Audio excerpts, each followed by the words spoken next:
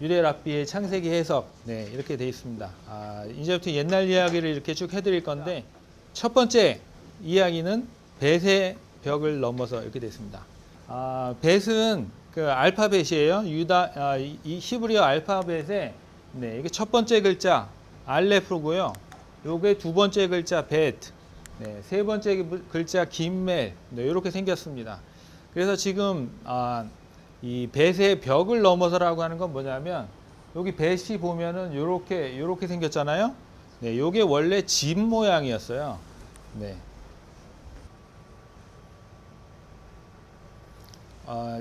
이 중동 지방의 집은 보통 저렇게 생겼어요. 우리가 생각하는 집하고 다르게 생겼죠. 네. 우리는 보통 이게 집이라고 생각하잖아요. 네, 중동 지방에는 저 삼각형 지붕이 필요가 없어요. 왜 필요가 없죠? 네, 비도 너무 적게 오고 눈은 아예 안 오기 때문에, 네, 저런 지붕이 필요가 없어요. 그래서 지붕이 평평해요, 그죠? 그리고 창문이 큰 게 필요한가요? 창문이 큰 게 있으면 엄청나게 더워져요. 네, 겨울에는 너무 춥고, 그래서 창문은 아예 없거나 굉장히 작게 만들어요. 네, 그래서 기본적으로 그냥 네모난 건물이 집이에요. 거기에 문만 있으면 돼요.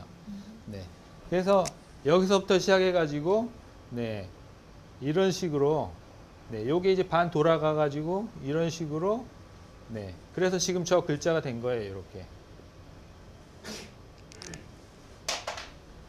그래서 저게 벳이거든요. 그래서 벳에서 이렇게 있는 이 선들은 전부 다 건물에 있는 벽이에요. 네, 그래서 이 벽을 넘어가야 된다는 얘기예요.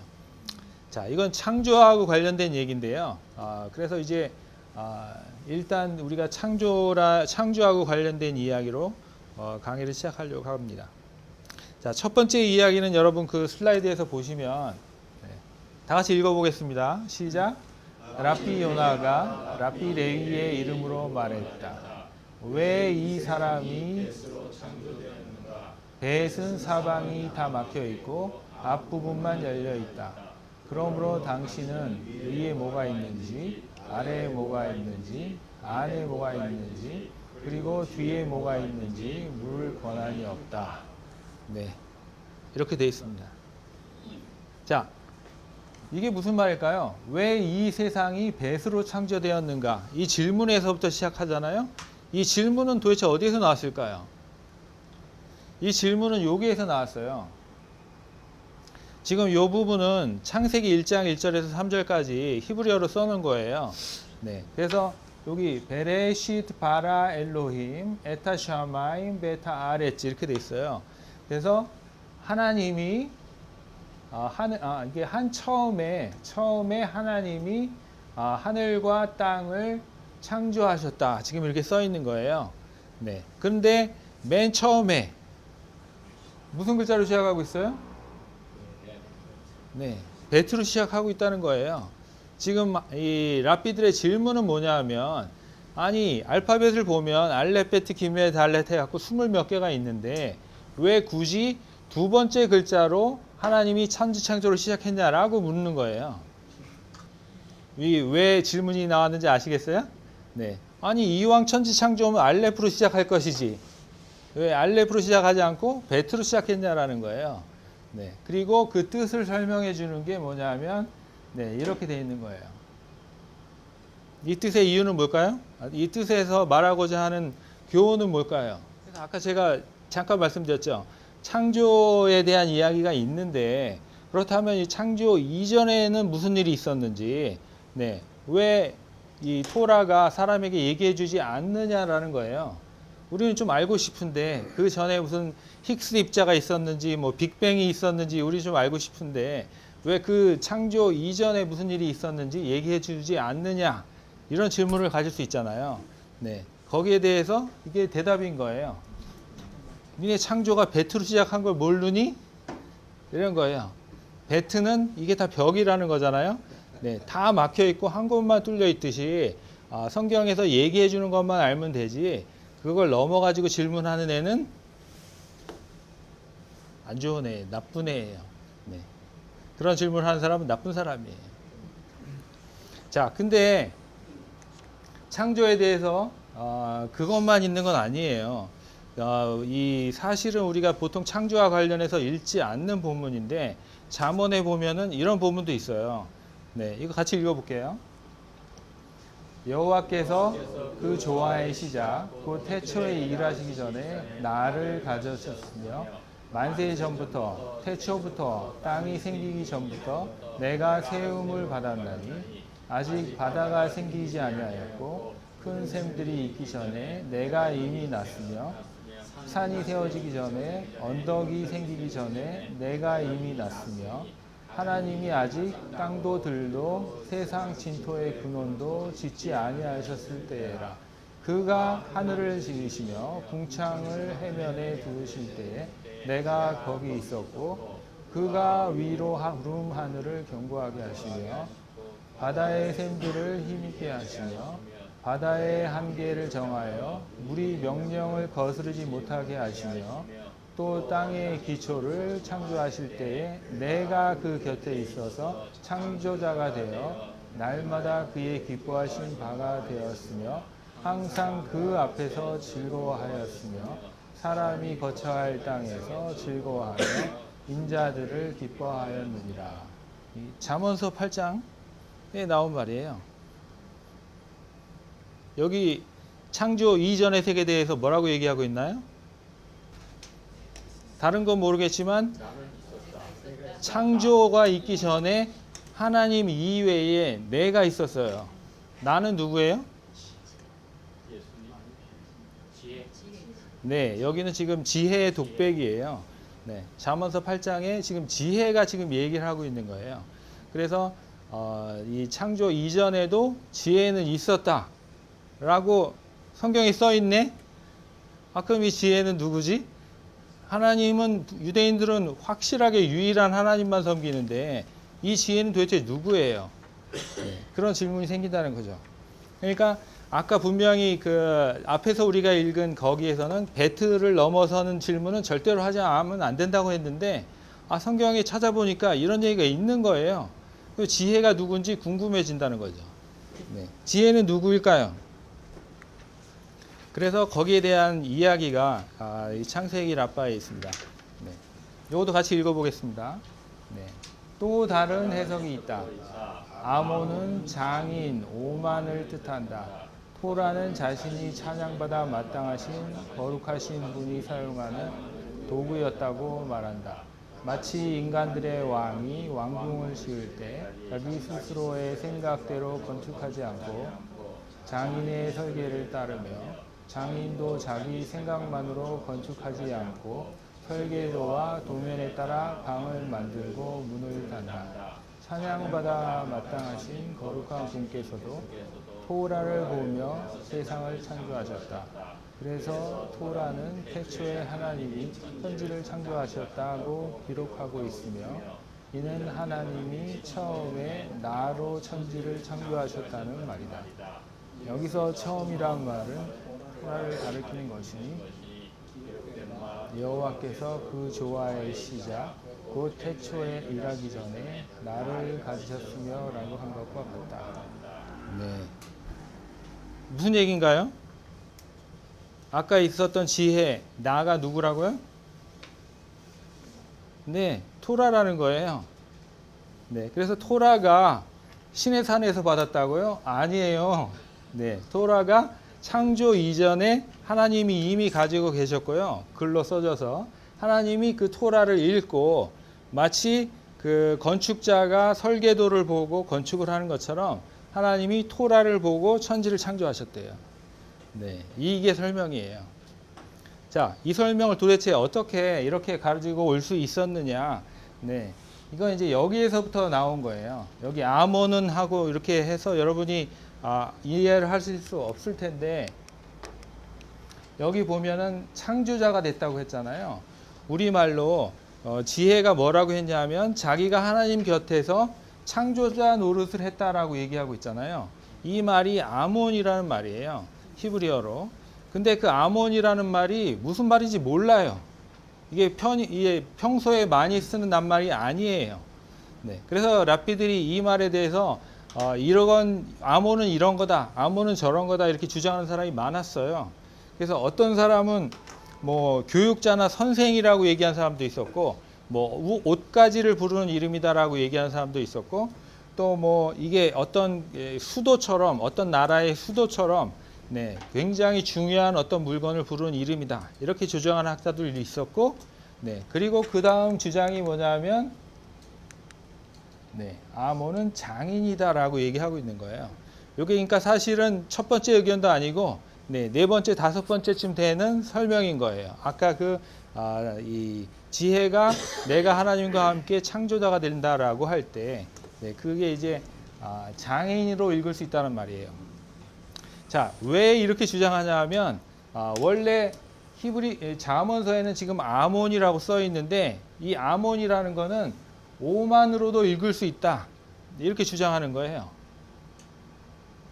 이게 지금 뭘 하고 있는 거죠? 랍비들이 똑같은 자음을 놔두고 모음만 바꾸는 거예요 지금. 네, 아몬을 뭐라고? 오만으로 바꾸는 거예요. 네, 이게 왜 가능할까요? 네, 원래 구약 성경에는 모음이 안 써져 있었어요. 네, 구약 시대의 필기법에는 모음을 안 썼어요. 네, 모음이 언제 생겼냐 하면 기원 후 10세기에 생겼어요. 네, 그러니까 구약 성경은 원래부터 어떻게 읽는지 네, 이게 정해져 있는 게 아닌, 정해져 있지 않다라고 하면 좀 이상하고, 하여튼 이렇게 써 있지 않았던 그런 책이었던 거예요.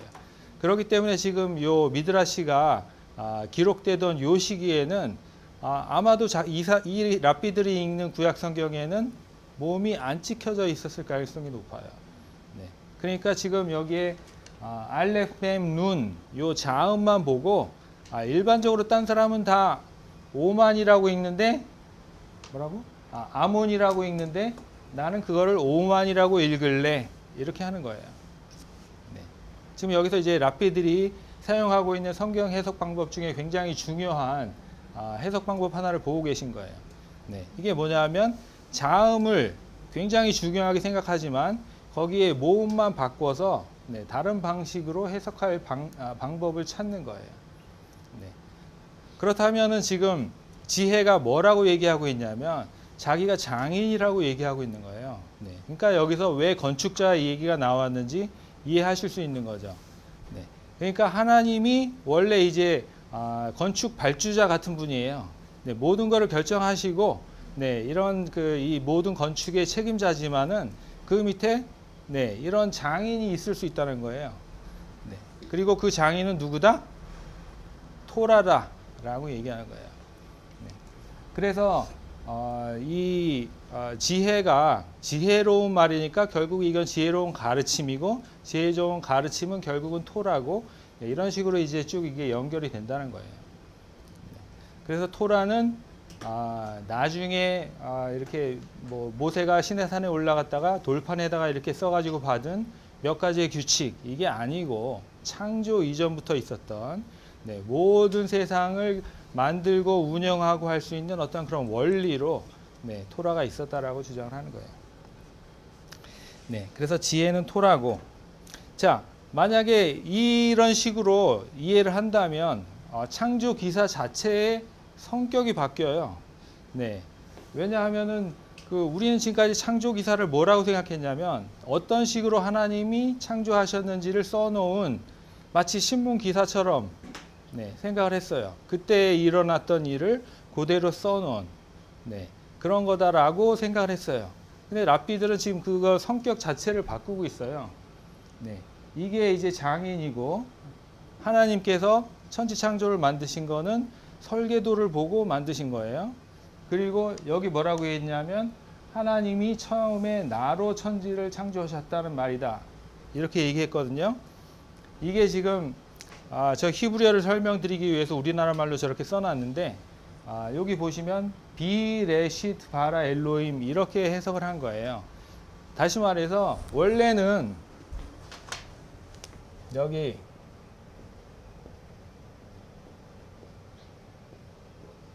이렇게 해서 베레시트, 처음에, 이런 말인데 이걸 여기를 파자를 한 거예요 지금.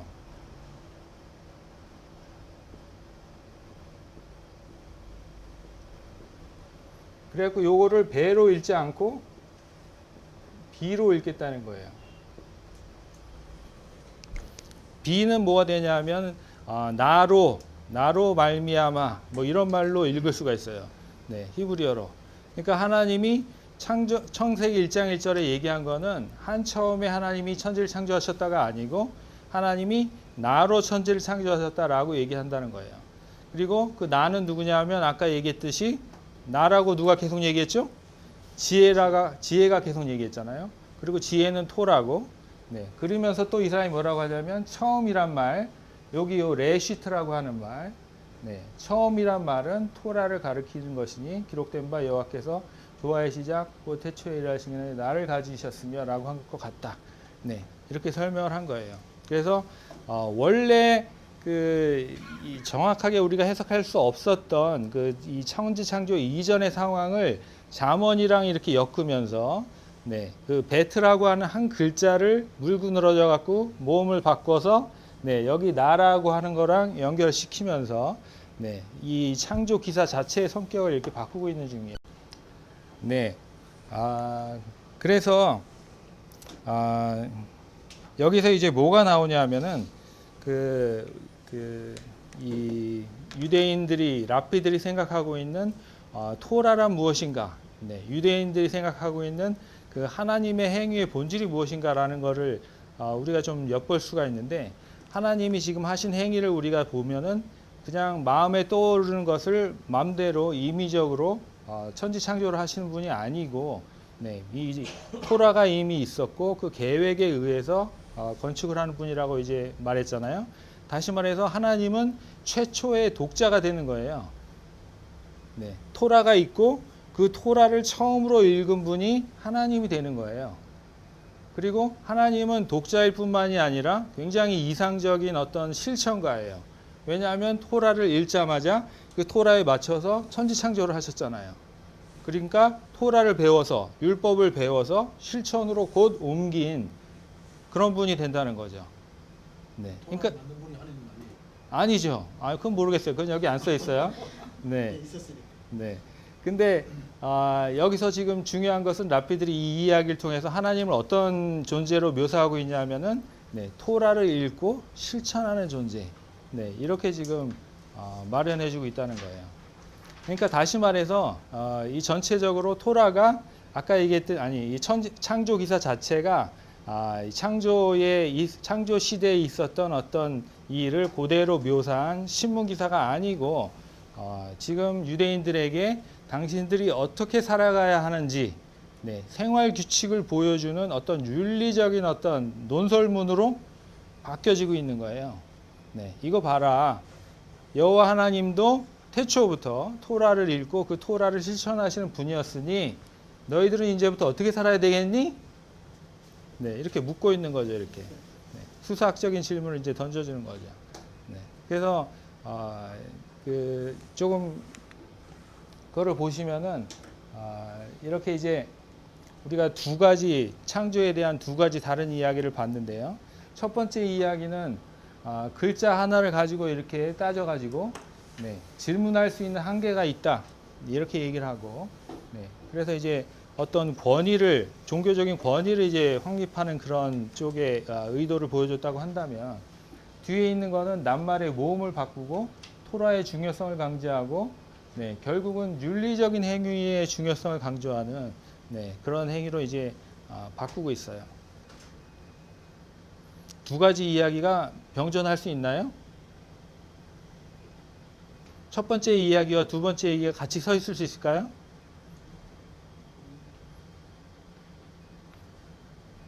첫 번째는 절대로 질문하면 안 된다고 했는데 두 번째는 질문해가지고 막 여러 가지로 모음을 바꾸고 별짓을 다 해가지고 네, 윤리적인 교훈까지 딱 줬어요.